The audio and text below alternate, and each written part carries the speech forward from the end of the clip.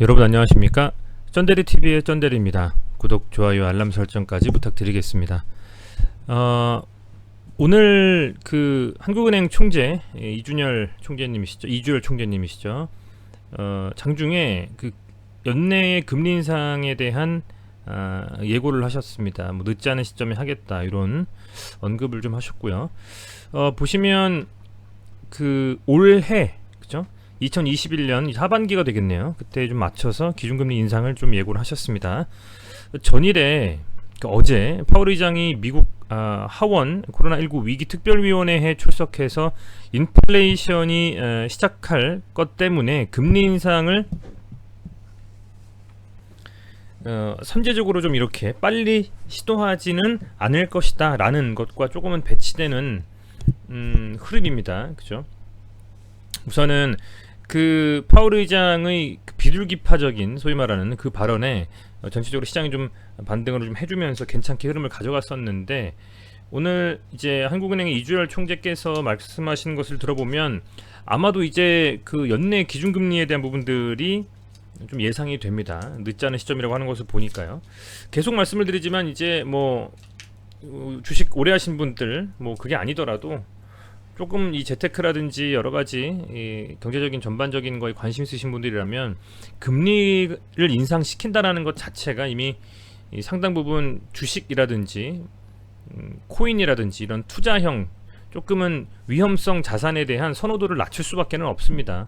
대출까지 받아서 코인이라든지 주식에 들어와서 수익이 나면 좋겠지만 최소한 제로금리 정도가 됐을 때 혹은 3% 이하의 금리일 때는 그 이자를 부담하면서까지 레버리지를 사용해서 투자를 할 수가 있겠죠. 근데 금리 인상해버려서 그런 부분에 대한 압박이 있고, 아울러서 우리 시장은 특히 우리 한국 사회는 부동산이 전통적인 투자 자산 아니겠습니까? 담보대출로 현재 받아서 매입하셔가지고 세를 주고 계시거나 아니면 직접 살고 계신 분들 같은 경우에도 이자가 높아지는 것에 대한 부담은 만만치가 않습니다. 그죠? 그래서 이런 언급들이 또 시장에 찬물을 끼얹지는 않을까 좀 걱정이 됩니다만, 그래도 시장 자체는 고가권에서 놀고 있고 또 한번 조정을 받고 치고 좀 올리는 그런 흐름이 나오고 있기 때문에 조금은 긍정적인 시각으로 바라볼 필요가 있겠다 생각이 됩니다. 우선은 이런 기사들이 저는 눈에 좀 띕니다. 델타 변이 계속 말씀드릴 수밖에 없을 것 같아요. 델타 변이 빠른 확산의 긴장, 정은경 소위 지금 어디서 여기 있네요. 중앙방역대책본부, 성함은 아는데 제가 정확하게 이 명칭을 몰라서 좀 봤습니다. 방대본 본부장님께서는 국내 유입 초기 단계다. 제가 알고 있기로는 한 190명, 200명 이쯤 있는 걸로 제가 기사 본 것 같은데요. 그래서 델타 변이가 영국이라든지 미국 등 80여 개국에서 확산을 하고 있다. 그리고 요거부터 먼저 보겠습니다. 이 국내에는 190건이 확인이 됐다. 거리두기 개편 치료부터 진행이 되는데 그대로 스테이하면서 가겠다라는 언급을 했고요. 델타 변이 국내 유입 초기 단계 부스터샷 검토. 부스터샷이라는 것을 제가 한번 봐야 될 것 같은데요. 내용이 있으면 한번 살펴보겠습니다. 부스터샷이라는 게 뭘까요? 보면 여기 있네요. 변이가 확산하더라도 감염을 막고 피해를 최소화하기 위해서 이 백신 접종 완료를 서두르고 추가로 백신을 맞는 부스터샷 검토도 본격화했습니다. 어쨌든 백신을 가지고 핸들링 하겠다라는 것 같아요. 근데 얼마나 과연 이런 효능이 있을지 좀 우려스럽습니다만, 우선 지금 당장 파악할 수는 없고, 전체적으로 이 우리 시장뿐만 아니라 해외 시장의 변이에 대한 어떤 상당한 이런 많은 감염률이 높아진다라든지 백신을 맞았음에도 불구하고 또 걸린다든지 이런 사례들이 있는지를 살펴봐야 될 시점인 것 같습니다. 그렇다 보니까 아직은 이 코로나 관련주들, 그리고 시즌같이 예전에 처음에 코로나 관련주가 태동하면서 세게 갔을 때 시즌 이런 종목들, 그 이후에 원격 진료, 원격 교육, 마스크, 손소독제 되게 많이 있었는데요. 이제 그런 종목들 중에서 현재까지 그래도 다시 백해가지고 백신이나 치료제 만드는 회사들 뿐만 아니라요, 다시 한번 이런 테마들이 태동을 할 수 있는 그런 상황은 되지 않을까라고 생각이 돼요. 델타 변이가 계속 그렇게 확산이 된다면. 근데 유독 시젠이 강하게 갔던 부분은 아무래도 그렇게 되면 다시 그 검사는 해야 될 거 아니겠습니까? 뭐 PCR이든 뭐든 어떤 방식으로든요. 그렇다 보니까 이제 그런 검사는 이게 무조건 필요하다 보니까 상징적인 의미를 가지고 있는 시젠도 이 테마에 다시 한번 편승해서 흐름을 가져가는 게 아니냐라고 생각이 돼요. 우선은 뭐 하루 양봉, 음봉, 양봉, 음봉 이런 식으로 가는데, 중요한 거는 뭐 오늘은 조금 이제 외국인이 좀 털었어요. 외국인은 380억 정도 순매도했습니다. 외국인의 380억 순매도는 뭐 여러 가지 의미를 담을 수 있을 것 같습니다. 뭐 금리 인상이라든지 미국발 어떤 인플레이션에 대한 뭐 선제적인 뭐 금리 인상, 여러 가지 그런 부분들, 테이퍼링에 대한 어떤 우려들, 그런 것을 감안했을 때 현재 저가권에서 어쨌든 6만원 정도 라인에서 이제 9만원까지 찍고 밀렸기 때문에 이제 그런 가파른 상승 속에서 조금 차익 실현하는 흐름이 보여지고요. 다만 제 생각에는요, 이게 볼린저 밴드의 상단을 지금 타고 나서 계속 5이평선 안 깨지고 가고 있는 상태였기 때문에 볼린저 밴드 한번 쳐줄 때, 예를 들면 요런 흐름 한번 생각해 보는 거예요. 저는 여기서 이제 종가 마감했잖아요. 내일 요렇게 해서 볼린저 밴드 한번 쳐주고, 그 다음에 혹시나 장중에 이렇게 되면 아마 이렇게 이평선이 올라올 거란 말이죠. 그리고 뭐 볼린저도 이렇게 될 거고요.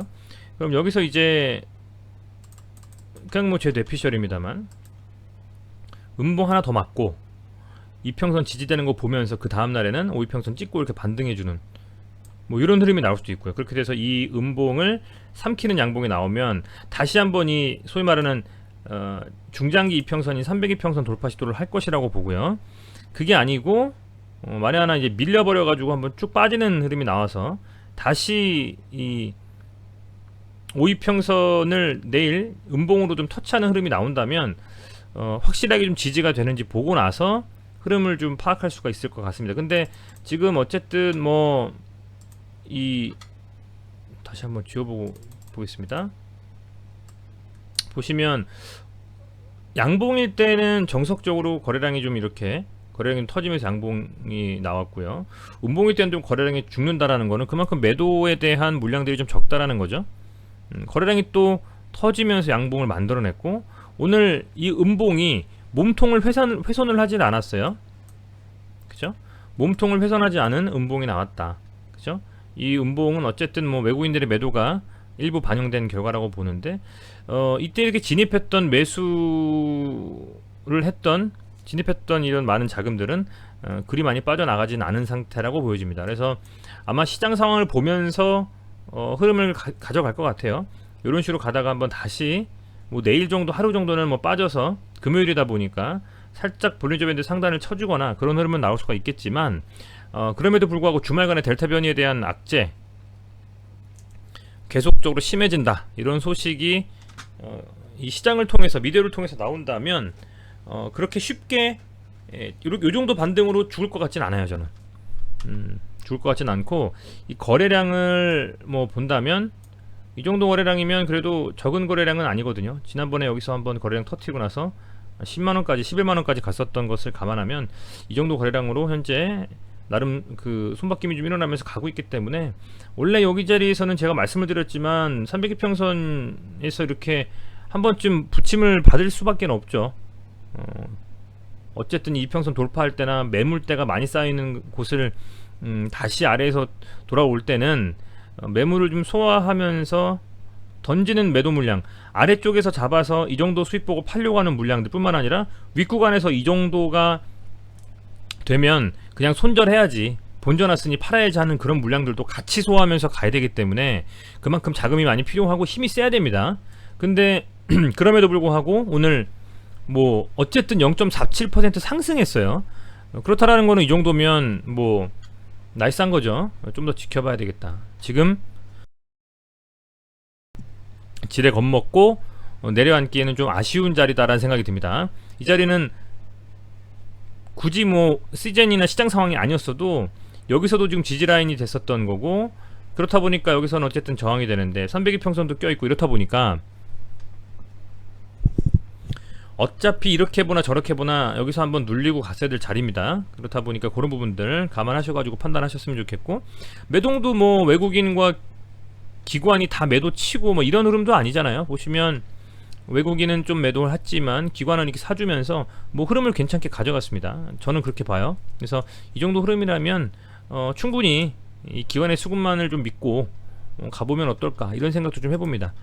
공매도는 뭐 4%, 그죠? 뭐 수량은 거래량이 워낙 뭐 터지다 보니까 수량이 좀 늘어난 부분은 분명히 있고요. 하지만 그 공매도 때문에 뭐 이렇게 빠졌다 뭐 이런 건 아닌 것 같고, 아래쪽에서 잡았던 이런 외국인들의 물량들이 차익 실현, 그리고 금리 인상에 대한 한국은행에서의 어떤 이조열 총재의 발언이라든지 그런 부분들에 대한 어떤 우려스러움으로 좀 매도 물량이 나왔다라고 그냥 개인적으로 생각합니다.